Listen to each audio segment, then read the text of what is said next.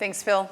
So the objective of this session is to have each of the breakout leaders discuss what the findings were of the discussions, specifically looking at the problems of the specific communities that they were leading, the challenges with funding and different opportunities. So we'll have each of them present that, and then we'll facilitate a discussion. And I would also encourage participants to add anything additional as the conversation goes. But as we all talked about earlier, this session was very much, the Chatham House rules have a very open dialogue, and now you've entrusted your leaders to share that in a way that's most thoughtful. So I'll ask each of the breakout leaders to describe what the session was, if you want to give anything about the demographics of your group, if that's helpful, but then just to summarize, and then we'll go down the line. And Chad, I'll start with you.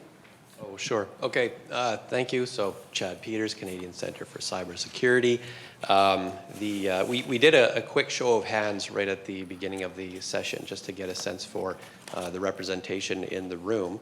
And somewhat expectantly, the ones that are working in, I guess, government as of today were vastly outnumbered by those who wanted to discuss things about how the government is doing in this space. And so it was really constructive, very entertaining at times. But we had a chance to review some of the most, I guess, pertinent and prolific issues that. And Chad, I'm sorry, the group that you were moderating? Yes, so it's the government. Government, okay. Government just make group. Sure Yes.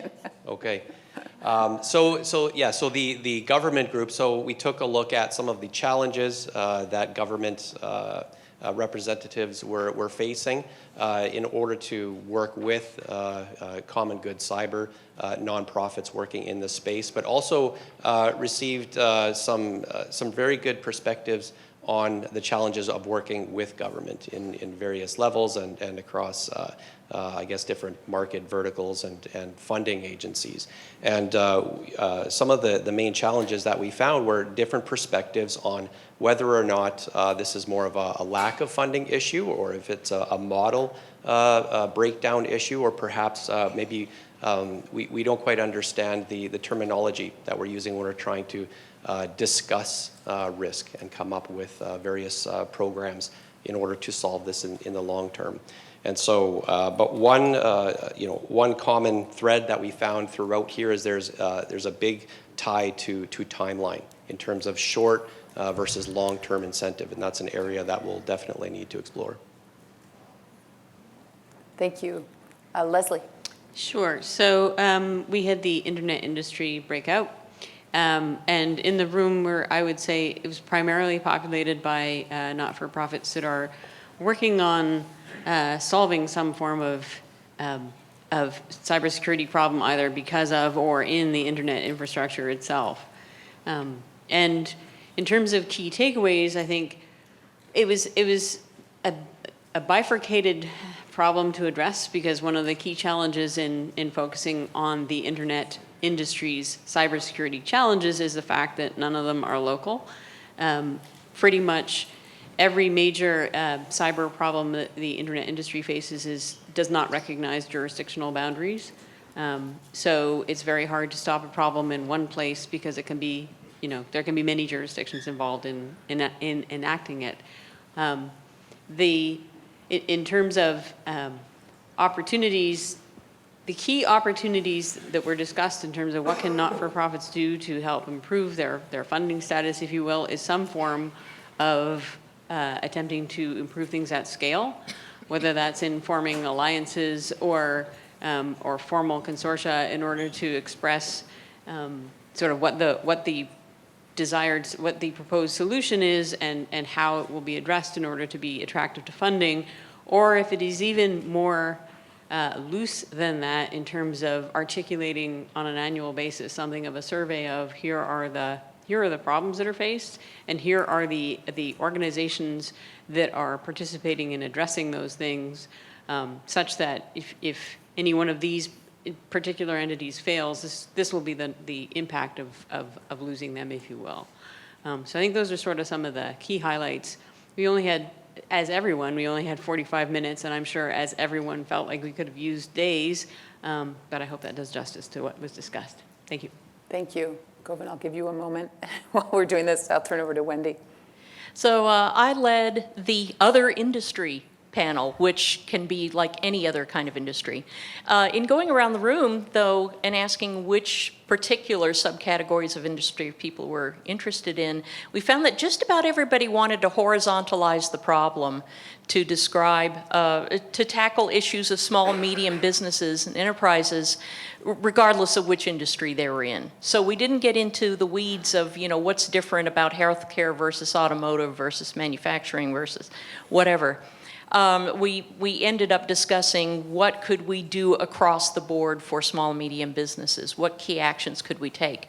Some of them involve things like not being so elitist when we talk to non-technical people about security, positioning security properly as something that is ongoing, that small and medium businesses have to care about, just as they have to deal with their accountants and attorneys on an ongoing basis. They're not going to be done, unfortunately. So given that, how can we help them? Are there linchpins in the system that we can identify in the ecosystems, shared services, for example, MSPs or payment processors and so on, where we can focus a lot of effort to get a bigger bang for the buck, to get force multipliers in place? And then also, can we make the controls, first of all, cut down the number of controls to core controls, simplify them, and make them relevant to each of them so that these organizations understand what they're trying to secure, why they need these controls, and then can we fund those? So those are sort of the areas that we were focusing on. Where can we generate effective funding for these problems, regardless of the particulars of the challenges that each of those industries face?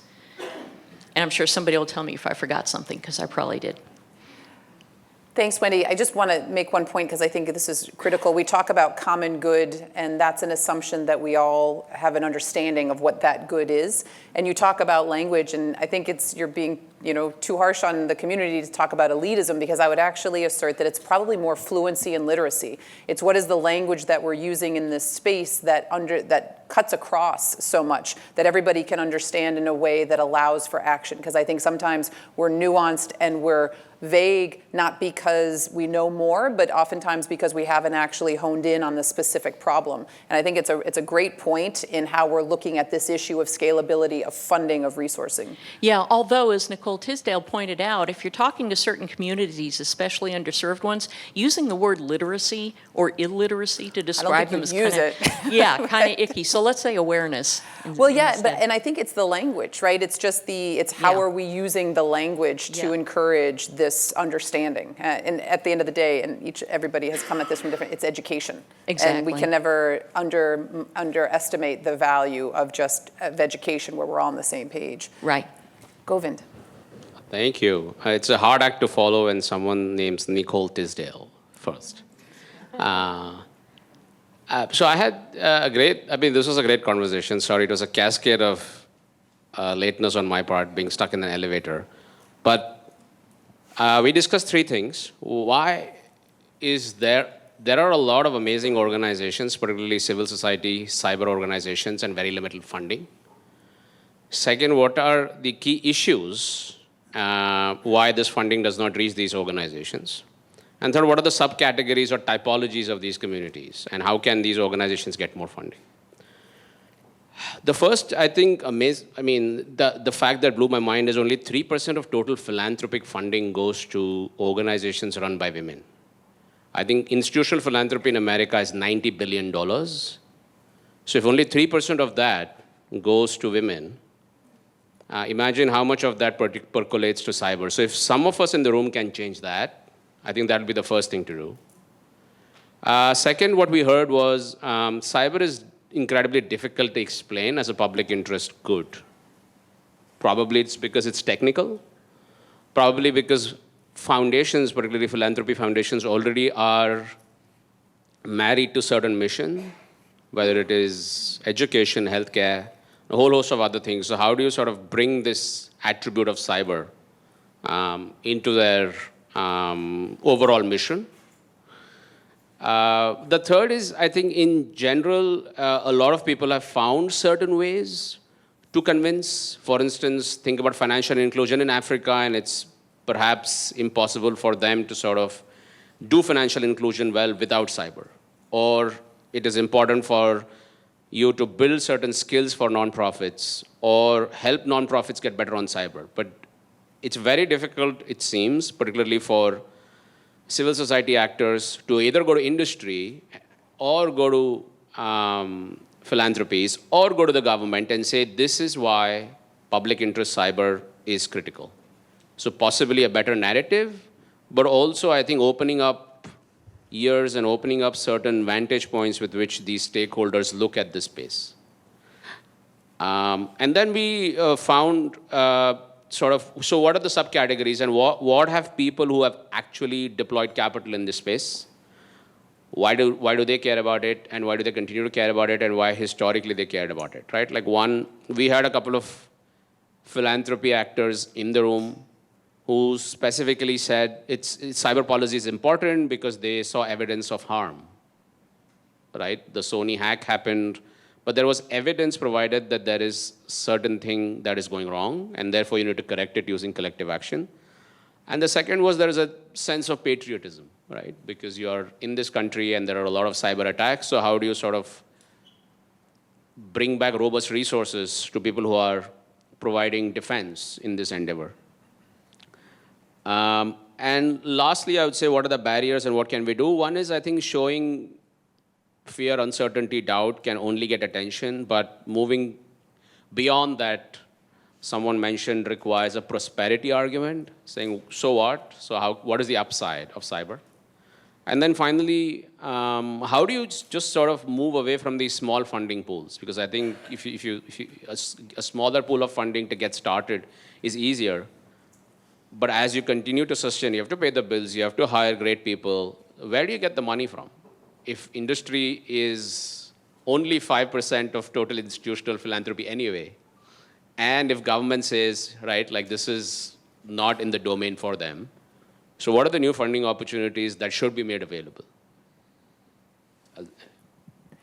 Did any of your groups talk about the concept that was brought up in the earlier panel about in perpetuity? So is the objective, what is the sustainability objective for both funding and funding the sources that you're each representing? It's a little bit different for Chad with government, but be interested in your perspective as well.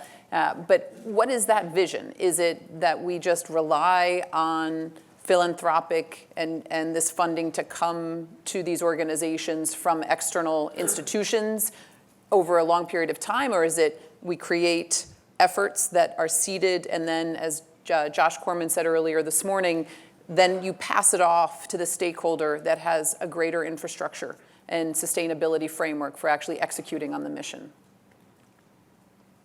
So we only touched on it obliquely in terms of using the UK as an example now in terms of how the government is approaching that and saying, you know, here are our security expectations for ensuring that there is a secure internet for business and for everyone in the UK.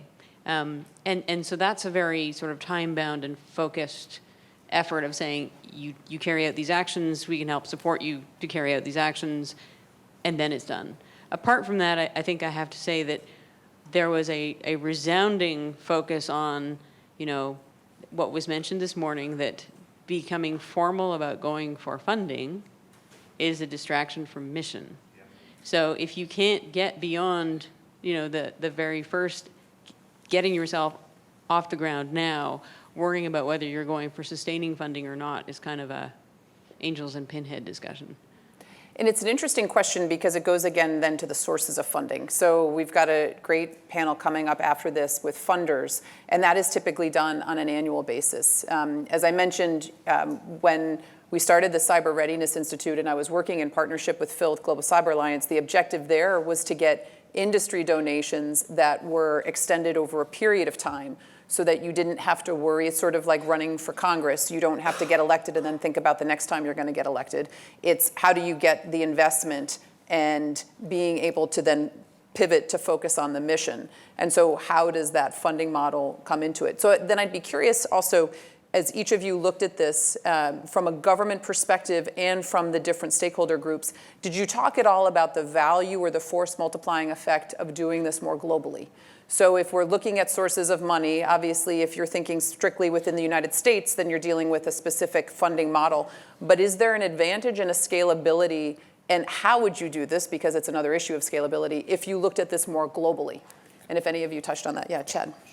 So I guess this ties in a little bit with the timeline issue as well. If we look at the history of the support for nonprofits that underpin the key capabilities here, we find that there's a bit of a flip-flop between volunteerism and mandates in the space through legislation or specific funding vehicles that might be tied to a specific incident.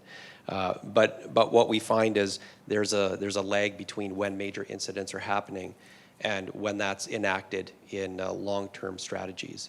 But when and what we found in our discussions is that the approach that different governments will take, it varies across the world, as we would expect. And you would think that they would align in terms of what that overall support looks like. But unfortunately, because some of the vocabulary is different, or it's tied to specific programs that are already in place, there's a bit of a disjoint, right? There's a disconnect between that. And this led to some example key actions that were recommended in terms of exploring what are the common points between some of the partners that we have on a global scale to see if we can build off of that common ground and establish some of those frameworks that we have in common as a speaking point to exploring, well, how can we add additional funding programs to this in the long term? Anybody else? Yeah, Wendy. Given that we were focusing on small and medium business, it was pointed out that the large majority of those businesses tend to use the single platform of Microsoft. And if we are mandating any sort of spending on security controls, it may well end up just saying, okay, let's give all of this government money to Microsoft. And of course, that would work globally as well.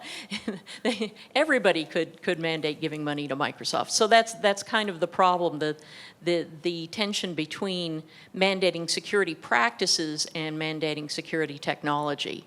And we did not have time in 45 minutes to resolve that one. What do you see, though, as, it's an interesting question from, funding and philanthropy as some of the key issues in reconciling that debate?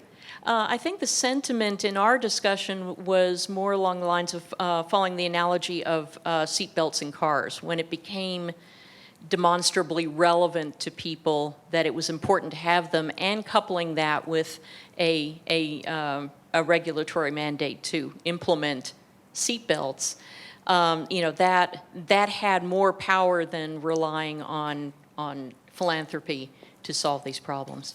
Well, and it's the market forces question too, because I don't know that we actually, wherever, that we could confirm that actually people did understand. And that we've talked about that from a human behavior perspective. Market forces, moving security away from the end user, if we leave it to market forces, everyone was still opting for convenience over safety. And so that's such a great point in the security piece, because it really was the need and the urgency of regulation, because people still were not choosing that security over safety. Yeah, Govind. Yeah, I think we have to remember that philanthropy historically will always call itself catalytic funding. So sustainability, even in a domestic situation, is hard. So collaborating internationally is harder, one. I think second, sort of somehow, I think this whole problem of collective action has surfaced because 95% of at least infrastructure in America is private. But the downsides are more social when there is a hack, right? Or ransomware in hospitals, or when there is an attack on critical infrastructure. So how do you mobilize resources when the government only technically owns 5% of infrastructure? Right? And the third is, I think we have to also suddenly start to think of these institutions as critical in a different way. I think the US spends $129 billion on highways. I don't think the amount of money that is spent on cyber is remotely similar, right? So at one point, if you want the private sector to participate in a collective action, the only way to do it is tax it. So you probably have like a 0.1% cyber tax, or you have a cyber fund, or you have a national cybersecurity fund, right, of some kind, where everybody contributes, and there is like an effective management of that through a fiduciary. Because otherwise, it's very difficult for you at every time to go to philanthropy and say, hey, help me support, and they're going to say, yeah, we are catalytic. You go to government or you go to industry if you have to scale. So you need to have a cascading effect or like a waterfall effect of funding at every stage, just like VCs do it, right? Like they automatically understand where they're getting in the early stage, who's the next funder. I think one thing I want to raise, Phil talks a lot about, we're asking common good to fix the potholes in the internet highway, which, if you make that analogy, we all are sort of closet automobile fanatics because of all the car and automobile analogies, but it's the idea that, if you do look at the internet and there are these major failings, we're asking people to do that on their own. And, we all know, if you extend that analogy, what happens when there are no resources and what happens to the vulnerabilities. Leslie. Yeah, I just wanted to go back to your question about whether we had discussed the global opportunities in terms of funding. And we touched on it sort of from the flip side, which is to say that part of the challenge is that there is no internet infrastructure problem that doesn't touch the whole world. So how do you deal with 107 different governments? So I think that part of the challenge is really always going to be one, even at the level of getting government attention, is to provide opportunities. Because you can talk about seatbelt laws in the U.S., but there is a federal government in the U.S., and there isn't a global government that can say, and now we're all going to do X. So I think it's both opportunity and challenge.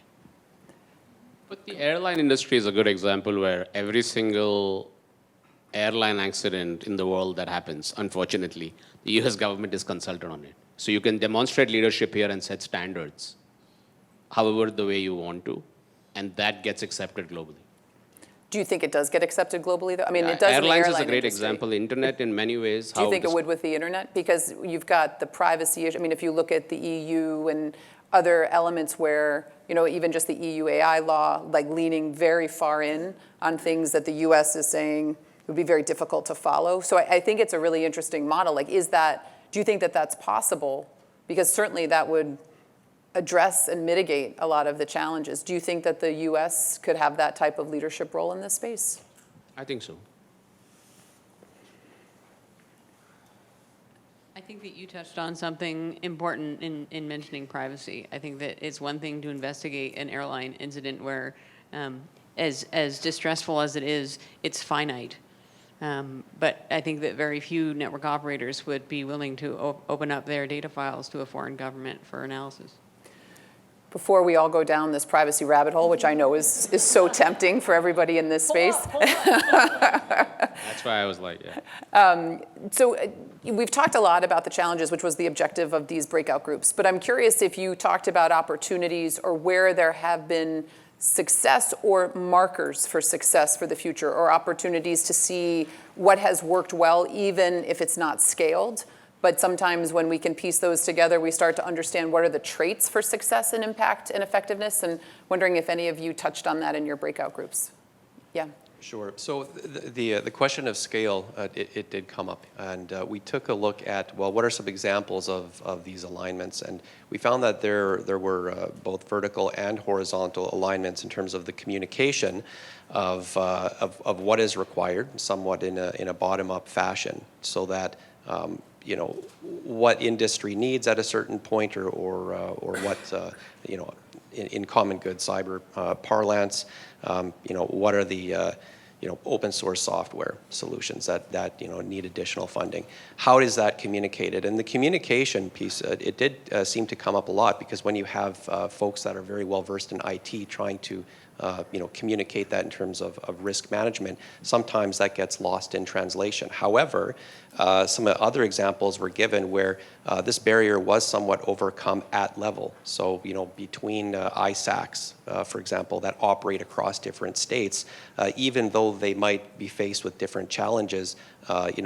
with their local constituents and being able to find funding to be able to assist each other in terms of a shared vocabulary and providing assistance in terms of best practices that can then be promulgated amongst the wider community, so that you're basically climbing up a mountain from, using different paths, so to speak, and reaching the same destination at the top. Yeah, I think that was kind of key in one of the things that came up towards the end of our discussion in the idea of providing a survey of what are the challenges, who are working on pieces of the solution, so that you can see how all of these pieces fit together and support each other, and maybe where there are gaps, as opposed to it being 1,000 small asks. It provides a big, clearer picture, and that's a path to scale.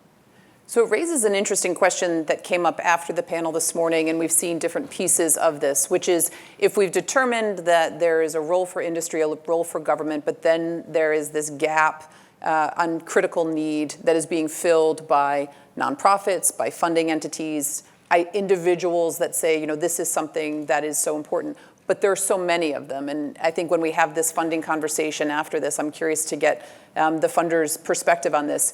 Is there a value in having sort of credentialed, verified organizations that fill that role, that if you have an idea, you work through this? Because we've gotten some questions about, how do we centralize some of this? And is that a good thing? How do we create a scalable model by saying, hey, if we've got X number of organizations, individuals that do this work, and if I am a startup nonprofit that has this great idea, I don't have to actually start from scratch. I can key into that group that already is working with funding sources, seeds, to the point about the catalytic role. Do you think that there is value to that? Or is it trying to simplify something that actually benefits from texture and complexity? Well, we certainly had the discussion in our group about how there's so much duplication of effort, or at the very least overlapping effort, trying to help SMBs, and everybody does it a little bit differently. And so finding, some, like, there's a nonprofit association that is trying to come together to standardize those sorts of things, those sorts of cybersecurity support. But I think we agreed that we could definitely use more of that, because it's just very confusing for the very large SMB population. Yeah.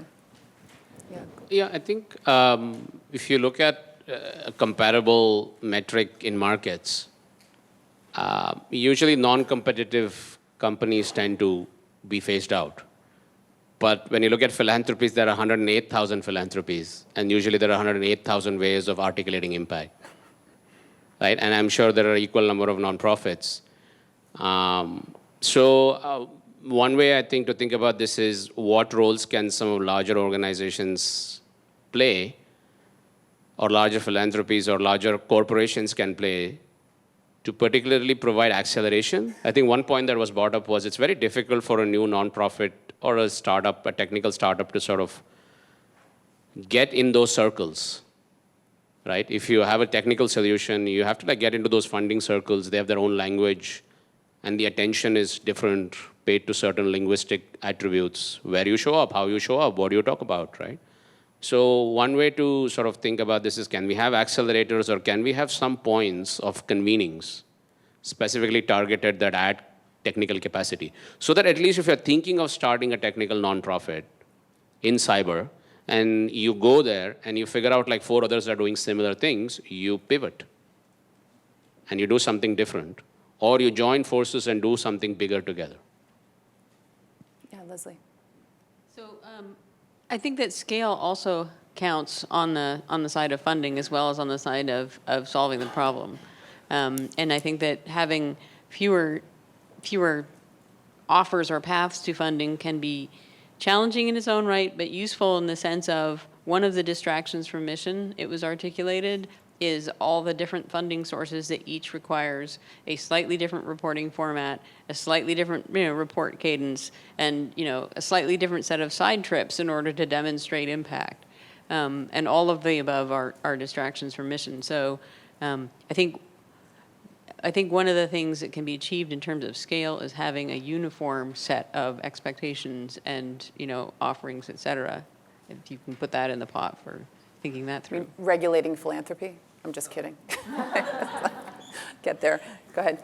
So I'll jump in, but not so much on regulating philanthropy. But when we were discussing, well, what are the attributes of the government entities that are trying to work with funding agencies, some interesting responses came up in terms of how slow it is, a propensity towards risk aversion, and insufficient funding did come up as well, as one would expect. But from the perspective of some of the funding agencies that have to, deal with some of these issues, found that, well, the reporting itself seems to be somewhat burdensome.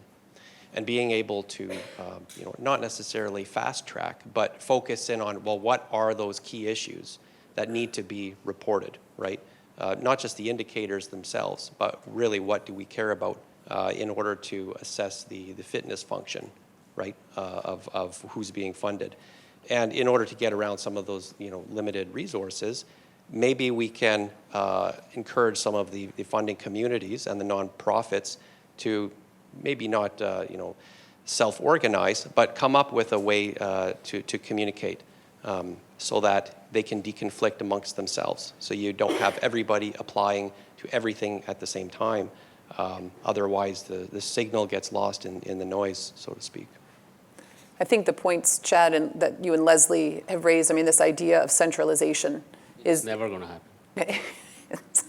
We're more optimistic. This is common good. We're believing in the future. But I think, it doesn't. I think some capital with onerous reporting requirements is better than no capital with no reporting requirements. But is there a middle ground, right? It's going to be hard. Like if you look at the stock exchange, the history of stock exchange, the reason why we have set up the SEC and there's an IFRS standard that took us ages.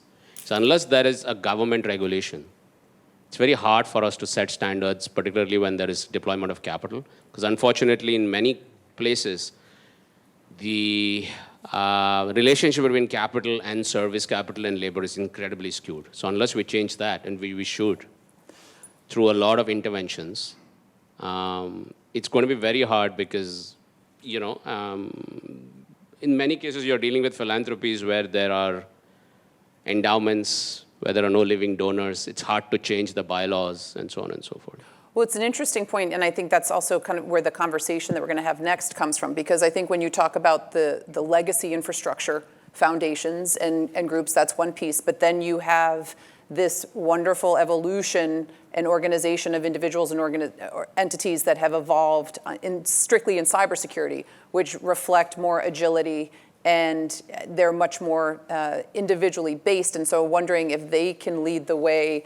And so maybe you have two structures, right? You're going to have the legacy foundations, to your point, that have endowments and they're dealing with a whole set of elements. But then you have some of these individuals that have stepped into the space to say, we believe this is important and we want to do that. Can they start to lead the way on centralizing some of that? Because it's not necessarily that it's bad, but what you start to see is another market that gets created for the grant writer, for the person that can use the language and know, and it's almost like, college applications. It's like if you've got the money and the resources, then you've developed a capability that really doesn't create an equal playing ground. And so I don't think we want to get to that space where the entity that has the most resources to, hire the person that can write the great grant that knows the language. Somehow we have to keep this for what the good is. And it may not be perfect, because I think your point about the legacy foundations is absolutely what it is. But with this new group of individuals who we're going to hear from and others who have stepped into the space,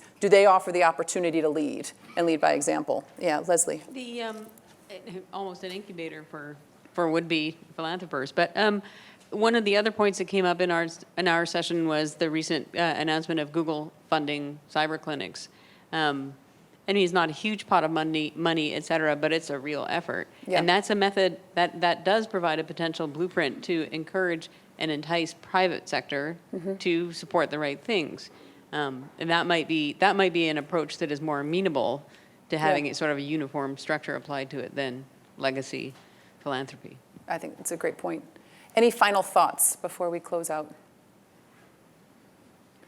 Thank you all for the work that you did in your groups and the breakouts and for reporting so effectively on what you heard and saw and definitely setting forward this conversation as it continues to evolve. I think setting up the next discussion. Thanks.